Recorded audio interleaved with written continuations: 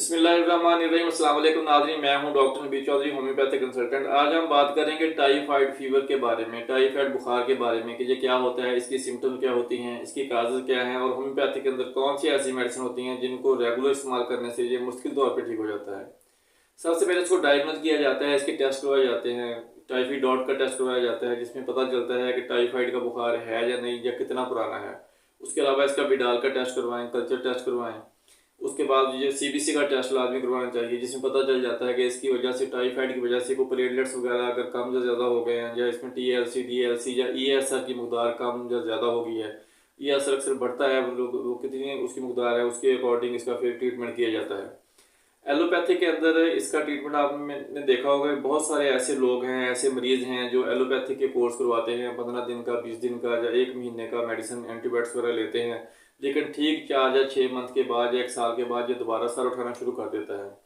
इसकी सिम्टम दोबारा आनी शुरू हो जाती हैं, पेट में दर्द और मैदे के अंदर दर्द, तेज़ाबियत, भूख का कम होना, काम करने को दिल ना करना, लेटे रहना, सुस्ती, गुनूदगी, ये सारी सिम्टम आना शुरू हो जाती हैं।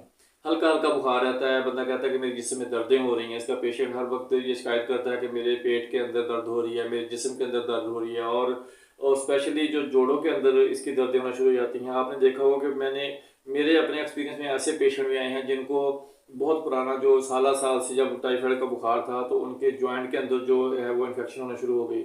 उनको इसकी वजह से फिर आर्थराइटिस होना शुरू हो गया, रूमाटाइड आर्थराइटिस की शिकायत हो जाती है, जोड़ों में दर्द होना शुरू हो जाता है, वो फिर अलग से एक बीमारी बन जाती है। इसलिए इसका टाइमली ट्रीटमेंट करवाना चाहिए। इसको अगर ये डायग्नोज हो जाता है कि वाकई ये टाइफाइड का फीवर है, इसको फौरन इसका ट्रीटमेंट करवाएं ताकि अंतड़ियों के अंदर जो इन्फेक्शन है, बेसिकली ये अंतड़ियों के इन्फेक्शन की वजह से ही ये बुखार होता है। तो होम्योपैथी के अंदर इसकी बहुत सारी मेडिसिन होती हैं, उनमें आपको मैं 3 मेडिसिन ऐसी बताऊंगा जिनके रेगुलर इस्तेमाल करने से, 2 या 3 मंथ इस्तेमाल करने से ये मुश्किल तौर पर ठीक हो जाता है। तो नाज़रीन, इसमें जो सबसे पहले जो परहेज़ है वो बहुत ज़रूरी है। अगर आप परहेज़ नहीं करेंगे, मेडिसिन कोई भी खाएं, चाहे वो होम्यो हो चाहे एलोपैथिक हो, तो जो आपको फ़ायदा नहीं होगा। परहेज़ में जो तली हुई चीज़ें हैं, खट्टी चीज़ें हैं, ज़्यादा मिर्च मसाले वाली चीज़ें हैं, जैसे होटलिंग बंदा ज़्यादा करते हैं, या मतलब कोई ऐसी ग़िज़ा ज़्यादा खाते हैं, चिकन का, मटन का, बीफ का ज़्यादा इस्तेमाल करते हैं, फास्ट फूड ज़्यादा खाते हैं, वो आपको बंद करना पड़ेगा। उसकी जगह पे आप सब्जियां इस्तेमाल करें, या मतलब नरम ग़िज़ा जिसमें दलिया हो गया, साबूदाना हो गया, खिचड़ी होगी, ऐसी चीज़ें इस्तेमाल करें। कुछ दिनों के लिए रोटी बंद कर दें, 15 या 20 दिन के लिए खाना, उसको बिल्कुल परहेज़ी खाना इस्तेमाल करें। उबली हुई सब्जियां इस्तेमाल करें, यखनी वगैरह इस्तेमाल कर लें।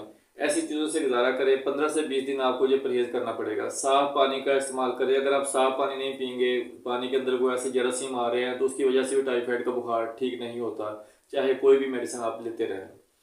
तो इसमें जो बच्चों के अंदर जो देखा गया है, बच्चों में ये इस हद तक भी चला जाता है कि बच्चों के जोड़ों में या बच्चों के बॉडी के किसी भी पार्ट के अंदर डिसेबिलिटी आना शुरू हो जाती है, टांगों में मसला बन जाता है। तो इसलिए इसका प्रॉपर इसका ट्रीटमेंट करवाना चाहिए, इसके टेस्ट करवाने चाहिए। और अगर आपने किसी इसकी होम्योपैथिक की मेडिसिन इस्तेमाल करनी है तो 2 से 3 मंथ रेगुलर इस्तेमाल करें। उसको पहली मेडिसिन है वो जो इस्तेमाल करनी है उसका नाम है चाइना क्यू, और दूसरी मेडिसिन का नाम होता है इक्कीनेशिया क्यू, तीसरी मेडिसिन का नाम होता है बेप्टेशिया क्यू। ये तीनों आपने क्यू ताकत में लेने हैं, और ये मदर टंजर होते हैं।